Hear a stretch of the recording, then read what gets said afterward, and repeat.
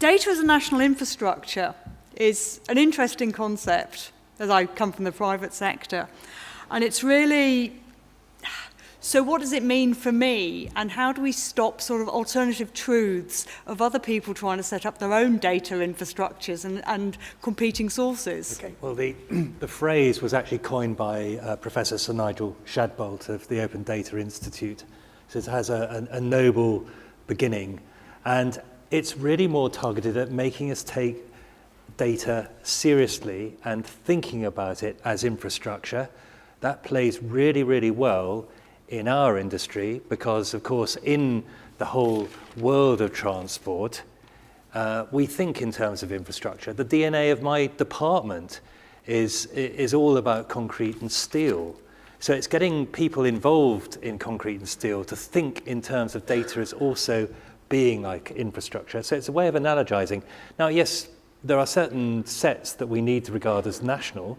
I don't see it as a competition. I see it as a collaboration. So I see plenty of opportunity for plenty of people to treat their data with respect and offer it to others. As long as we can acquire it, interoperate with it, great.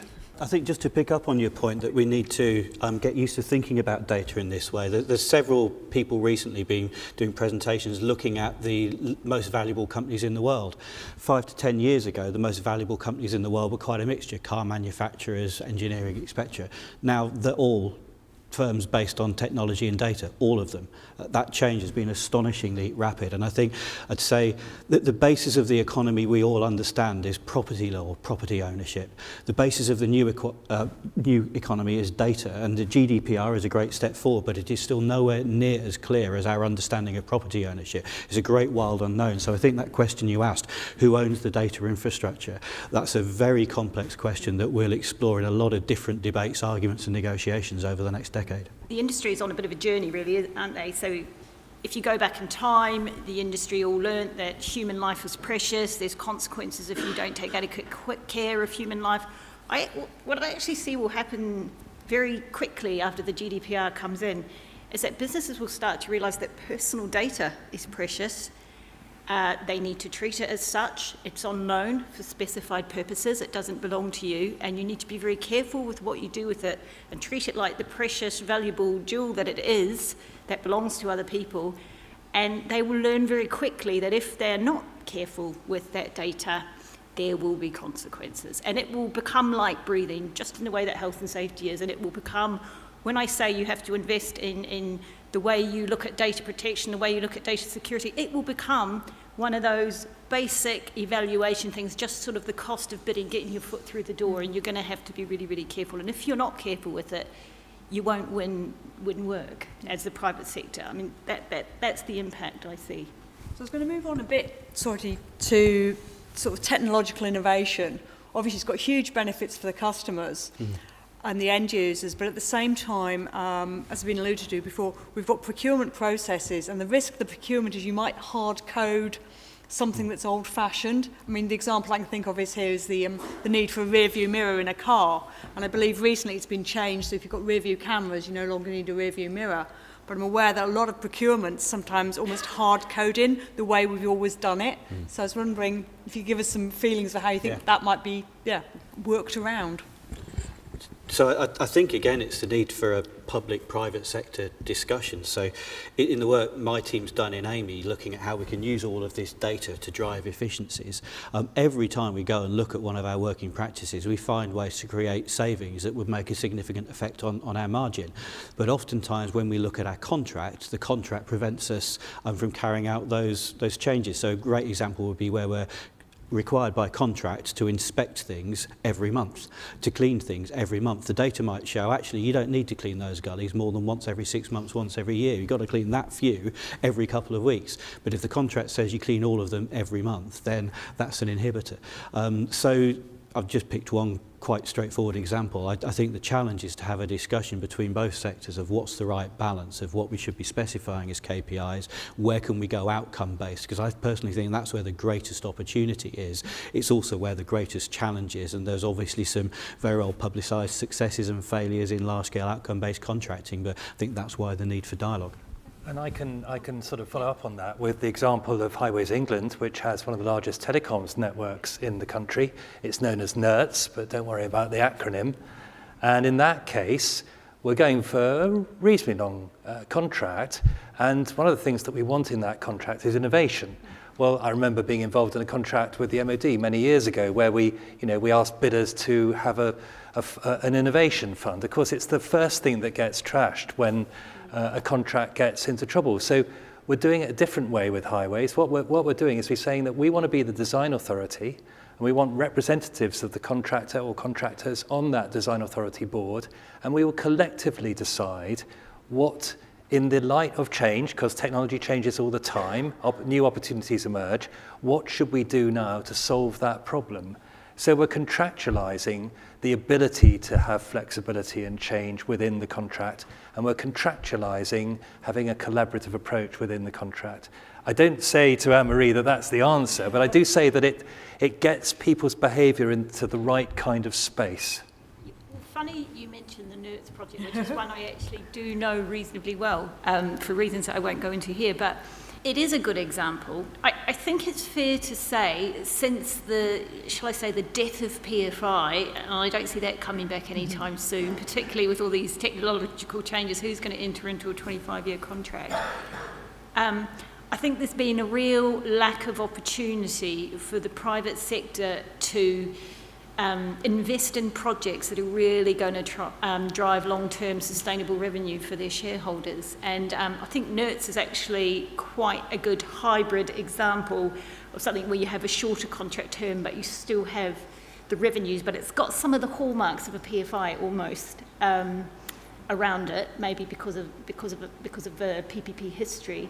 And I'd love to see more of those. And I think if you had more projects like that out in the market, I think the private sector would bite your hand off, frankly. Oh, I like my hands. I was going to point to you, Anne-Marie. I mean, I like you're saying that if you want something new, you have to stop doing something old. Yes. And one of the things I've noticed, obviously, the industry boundaries are blurring. I mean, if you think of Airbnb, there's lots of companies coming into the sphere that aren't traditional transport companies. How do you think this is going to play out in future, where people are going into procurements and dealing with suppliers who maybe don't know the rules? Well, that's where they need to collaborate, don't they? Because, and I think, a project like NERTS would be one where you get some really interesting collaborations between the technology, telecoms and infrastructure sector, because there'll be an acknowledgement that to do this really well, we need to use everybody's expertise to really provide the best solution over the longer term. And I think this is just going to be so interesting, because I think it's probably fair to say, I mean, as a firm, we have a big technology practice, we have a big infrastructure practice. It's in recent years that we're getting clients asking us to introduce them. And some of the early movers on that, we're already seeing it coming to fruition. But you're quite right. An infrastructure provider doesn't necessarily know how to bid a contract for some of the stuff. They're used to maybe an NEC form, they're used to this, they're used to that. They kind of know it's good, but they can get a bit scared off because it's new risks, it's new approaches, and this is where we're working together. And I mean, I think taking another non-highways transport example, I think you're going to see this in rail as well. Fascinating project, the Wales and Borders Metro project, where you basically combined a franchise and a capital works program with the private sector will essentially be the new Network Rail, from what I can make out, the new sort of infrastructure manager there. So that's really fascinating. But they'll need each other. Neither of them will be able, neither party, someone who's doing pure franchise services, someone who's doing pure capital works and maintenance rail infrastructure, none of them will be able to function without the other one. So it's really, really interesting time. I'm just minded to pick up on one of the things that I mentioned previously in this, which is I mentioned the gully cleaning example and saving money using data. I think that then I want to relate to Nic's comment about requiring open data, because I think the wonderful opportunity when you're talking about infrastructure services, any data you use to make it more cost effective to run is data about a place, data about a public service, potentially therefore interesting to other people. That's where I think, again, this contracting to specify, well, it's public sector funded, therefore it ought for a public purpose, so the data ought to be reasonably made available. So I think, again, that's just another example of how to be thinking about the agreements that we make in this space. Absolutely. Well, on the gully cleaning question, yes, you really don't want to contractualise if it's sort of half 4 on a Tuesday afternoon, Amy's going to be down in the west of Birmingham cleaning a particular gully because the contract says that. You really got to get away from that. You've got to do what we did in Network Rail, where the then head of digital transformation recognised that certain points never needed to be maintained because they were never used. So it was a waste of resources to get out and use and to maintain those points. But to use data to show where the wear and tear was and point your resources at that is both more cost effective and likely to save more lives. So absolutely critical as a more intelligent way of going about it. We're in March now. Rumour has it that Clause 50 is going to be triggered this month, which means we've got 2 years to get ourselves ready. What sort of changes do you think this is going to impact? I mean, obviously I'm talking about Brexit, sorry. What sort of changes do you think this is going to have on the transport system and the transport industry in the UK? And that's your starter for 10, and after that I'm happy to sort of widen it to a more general debate on really what does the UK have to do to keep ahead of the game and not fall behind and have a industry sector that needs the customers' needs. So would anybody like to kick us off? Mark Brown from Amey, so apologies for having two people from Amey speaking. I'm really concerned about the ability of the organisations and the institutions to keep up with this, and this might be partly a response to the question the Chair's just asked. I think organisations in many parts of our industry, let's call it broadly construction and transport, are struggling to handle and exploit the data we've got already. And the data and the analytics associated with it are increasing exponentially each year. And most benchmarking with other sectors, manufacturing, defence, oil and gas, shows that construction in particular is backwards in exploiting any advances and has been over the last half a century. My question therefore is that if, as we've heard, the data and all the exciting prospects, the data and the technology are improving at the rate they are, how do we develop the organisations and the institutions that they're fit to exploit it and take advantage of these changes? Well, help is at hand because the tools and techniques of big data are the things that one needs. Let's take a local transport authority. I would assert that across the UK landscape, in fact internationally, you need roughly the same amount of data sets. Okay, somebody might have a tram in their area, so you need tram data, but by and large it's the same homogeneous set. The problem is that across the local authority landscape, the data is separately held in different ways and siloed. And if you were to aggregate it, if you were to work with it and try and analyse it in the round, that is big data on a massive scale. It'd be absolutely impossible to say, well, the answer is to put it all into a single database. No, it's not. The answer is to use new tools and techniques that can traverse lots and lots and lots of different data sets and show through visualization tools new insights into that data. That is the world of big data. And actually, we've got resources already. We've got some fantastic people in the public sector, statisticians, analysts. It's not the case that we suddenly need to go and find a load of big data scientists. What we need to do is to skill up our existing resources to get good at this stuff. That is a quicker way to get there than putting out a market demand for some new type of creature that is in short supply. It's just going to take too long to do that, and we'll pay a premium for those sort of skills. But if we can skill up our existing skills, the skills are transferable. If you're a good statistician, then you can quite easily become a good data scientist and be able to attack big data. It's a much quicker way to do it. Do you want to add anything? Absolutely. So, I mean, I would agree absolutely with everything that Nick said. I think I'll hold out Airbnb as an example, or Uber, of the imperative to do this. If we as an industry don't understand how these changes will affect our industries, then sooner or later we'll have a high profile failure, because there'll be a disruptive market entrant who does in our sector what Uber and Airbnb have done in theirs. It will happen at some point.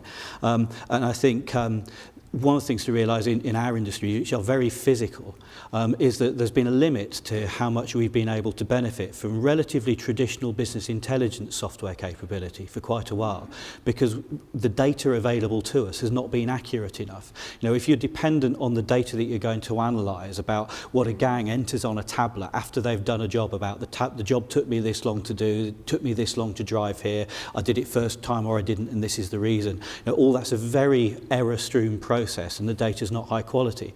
Now we've all got sensors, computers on our clothes, on our tools, etc. That data is generated automatically and it's accurate. There's much more of a chance to benefit from it.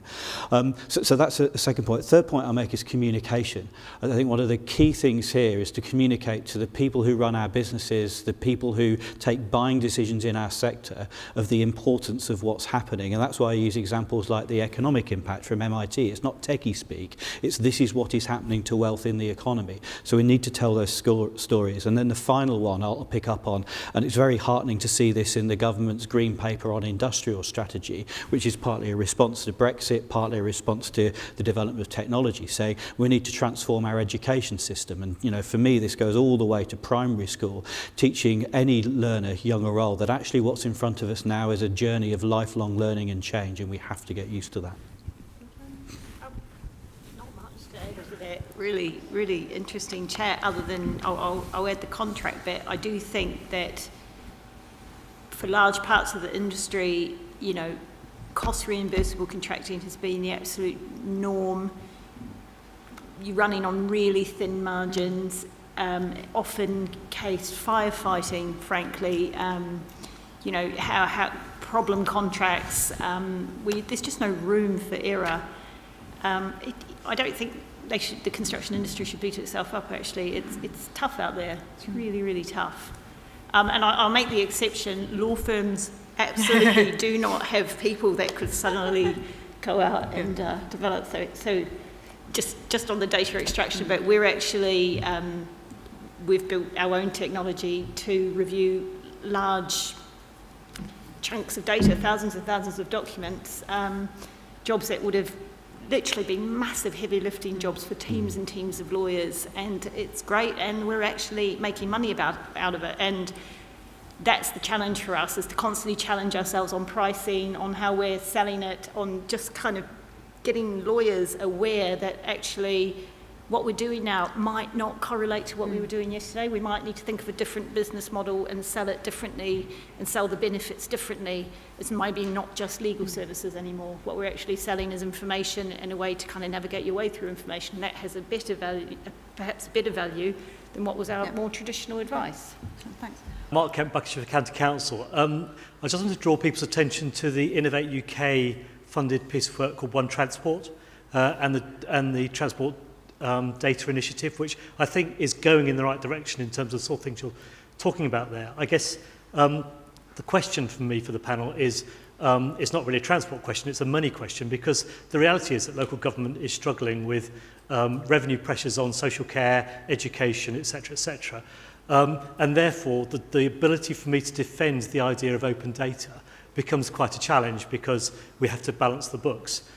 So if we're going to do this, where's government going to take the private sector? So when you think about 5G licensing and those sorts of things, what are government going to do to try and make sure that data is truly free to enable these things to actually happen? John Lamb, representing the Local Government Technical Advisors Group today. The question centres around I think the disjoint between the 4G, the fourth revolution, as it were, and yet you go to the average depot in the average local council and they're not there. You look at the construct of 153 highway authorities. You look here in London at 33 London boroughs, each with their own salt pile, each with their own fleet of gritters, each with their own winter decision maker. I'm sorry, but despite 10 years of austerity, and it's been wrong that local government should be picked on, I think there's still a glaring opportunity for the sector to work with likes of Ringway and other winter providers to join up at a higher level of scale, not necessarily answering at issue with Mark's point there, because I think places like Buckinghamshire are probably the right quantum to deliver those services, but a political geography is no longer the right level at which to plan data infrastructure and to actually provide certain services in the future. Do you want to come back on either of those points? I've got good news on the money front as regards data. Open data uses open source tools and can actually save local authorities money. So when the only game in town is adult social care, there's a really strong business case for moving to open data. Keeping data in its siloed forms is very, very expensive for local authorities, and often it gets tied up in long-term contracts, maybe living on tin in the basement of the organisation. That's totally inefficient. You could spend very, very little money on getting stuff cloud hosted, and there's nothing to stop infrastructure data being cloud hosted. If there isn't personal and sensitive data, then it's perfectly okay in the cloud. In fact, it can be okay in the cloud even if it is personal and sensitive, as long as you follow the cyber security rules for its good protection. So it's a method of saving money. There's an initial investment required to kind of do the data discovery, understand where the data is, and get it properly homed and housed onto open source platforms like Hadoop. But once you've done that, you get real savings. Totally take your point, John, about the need also to invest in more infrastructure to understand what the condition of salting is and that kind of thing. We've all got to get in there together and collaborate on that. Sometimes it's a contractual issue, sometimes it's a procurement issue. It's about building into the procurement the need for certain types of monitoring.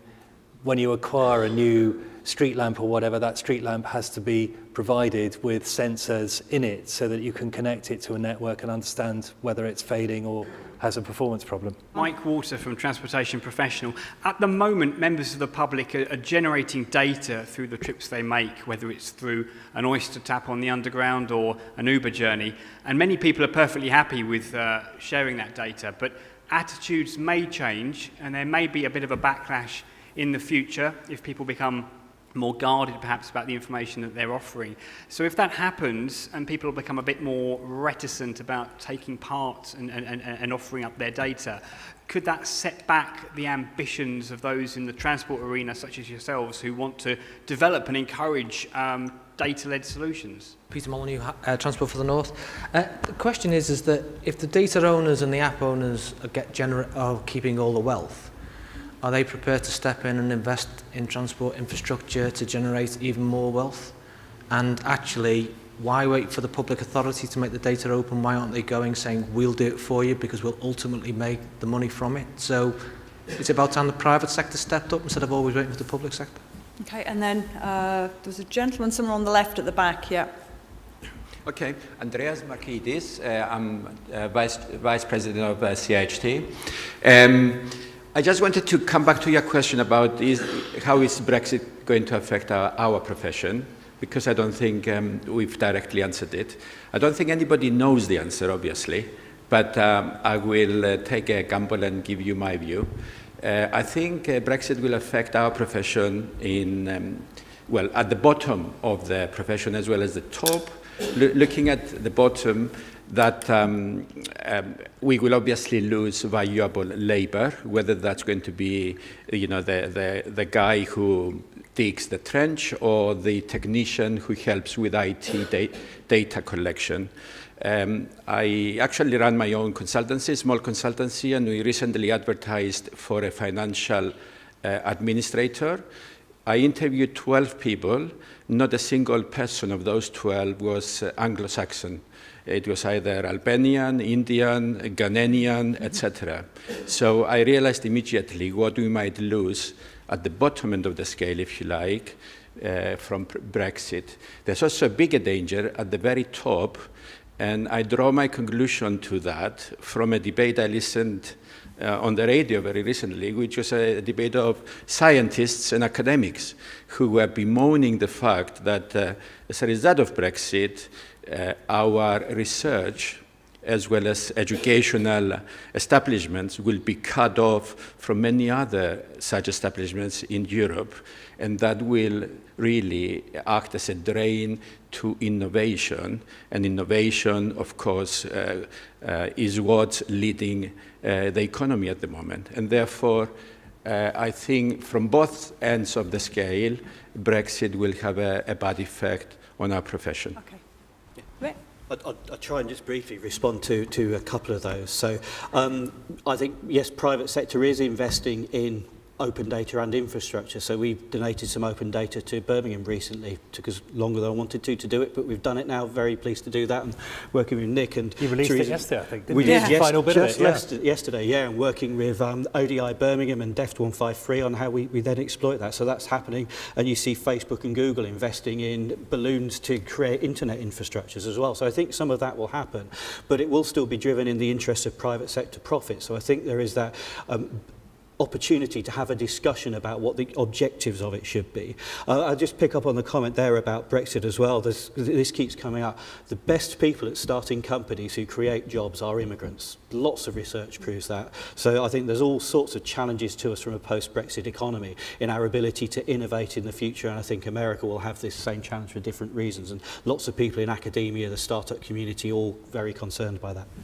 I'd like to pick up on the data privacy issue, because that most certainly is not going to go away, and it is a matter of trust. And actually, as the Celebrities in New York scandal reveals, you only had to release a little bit about the movement of limos in New York, and you can get back to where celebrities live and what times of day they go out.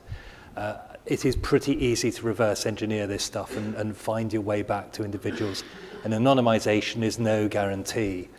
Sometimes, though, and this is something that we're working on, not least in my department with DWP and the NHS England, sometimes you actually don't need to share much data. In fact, you know, in terms of the Information Commissioner's point on this, which would be fair use, wherever possible, don't share data.